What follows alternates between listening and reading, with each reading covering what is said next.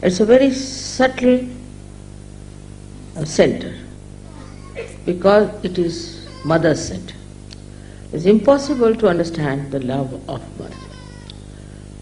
Somebody who is oppressed by aggressive people or is threatened, intimidated, then a person starts losing faith in the powers of mother. So this centered heart is to be looked after.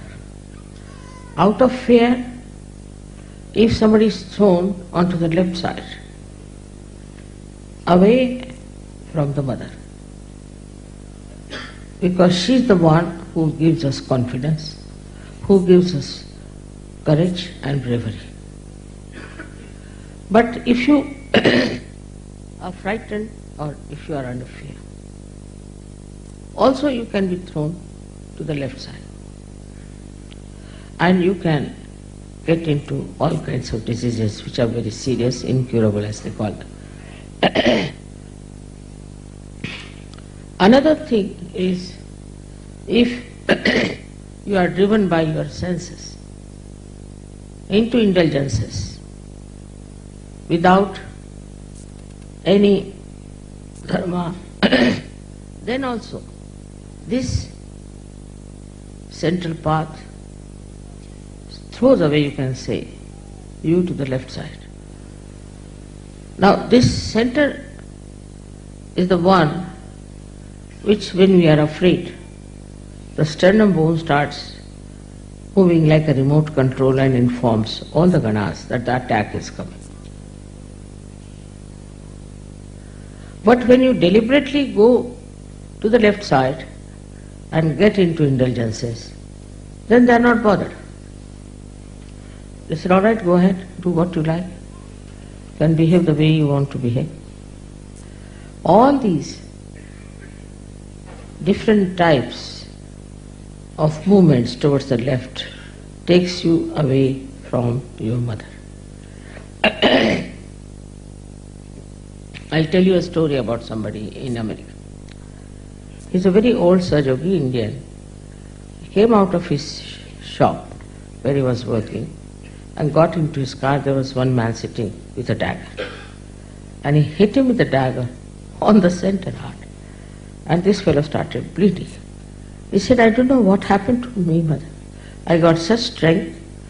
I caught hold of him and I started fighting with him and I took the dagger from him. He had the handle and the dagger came into my hand. And the fellow ran away. But still I was not worried about my bleeding. What I did, I called my colleague who was coming out of the car. I ran after him. And he took me in his car for half an hour searching that fellow. They didn't go to the police. And then they went to the police. The police was surprised. The whole shirt was full of blood. He said nobody would believe. Even the police was shocked. For half an hour you were searching this fellow. Why didn't you come to the police? He said it would have taken half an hour for you to come, so we thought better do it ourselves. See the courage. Then of course he was taken to the hospital and he was all right. They stitched him up, but he's all right.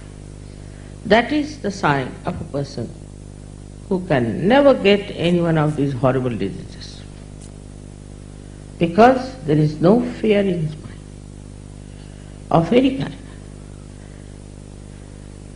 And he's an Indian. He said, I've never even slapped my own children. I've never fought with anyone. I'm not a wrestler by any chance, nothing of the kind. But it happened. He says, I don't know from where I got this Shakti and how I did it, I just don't know. There are many stories like this I can tell you about Sahajogis and about so many saints, how they were never afraid of